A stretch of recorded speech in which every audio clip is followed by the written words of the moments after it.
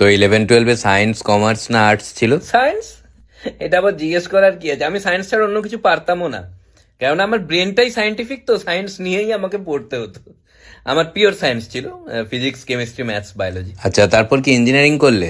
না, engineering, doctor ওসব কিছু না। মানে সায়েন্স নিয়ে পড়লে এক একজনের ধারণা যে ওগুলোই হয়তো করতে হবে।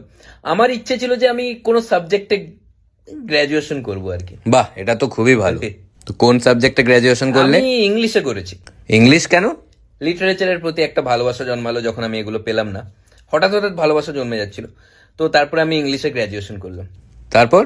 তারপরে মাস্টার্স, গ্র্যাজুয়েশন যখন করেছি তারপর। আচ্ছা, মানে ইংলিশে এমএ। না, আমি এমবিএ করলাম, বিজনেসে আবার মাস্টার্স। বিজনেস করতে গিয়ে চলে এলো? কারণ বিজনেসের প্রতি একটা ভালোবাসা এলো যখন ইংলিশে মাস্টার্স পেলাম না। হঠাৎ করে যেরকম লাইফ নিয়ে যাচ্ছে আর কি, এমবিএ করে নিলাম। তারপর তারপর এখন কি জব করছো? না, আমি জবটা আমি আগে থেকেই ভেবে রেখেছিলাম যে না, জব তো আমি করব না। কেন? কেননা কোথাও না কোথাও আমি জীবনে ভেবে রেখেছিলাম যে যেটা আমি পাবো না সেটা আমি করব না। এরকম একটা ছিল। এখন কি করছো তাহলে? এখন আমি ইউটিউবার, আমি এডুকেশনাল কন্টেন্ট বানাই। রিসেন্টলি একটা ভিডিও ভাইরাল হলো যে how to get a job, ওটা আমি সাবস্ক্রাইব করে নেবেন।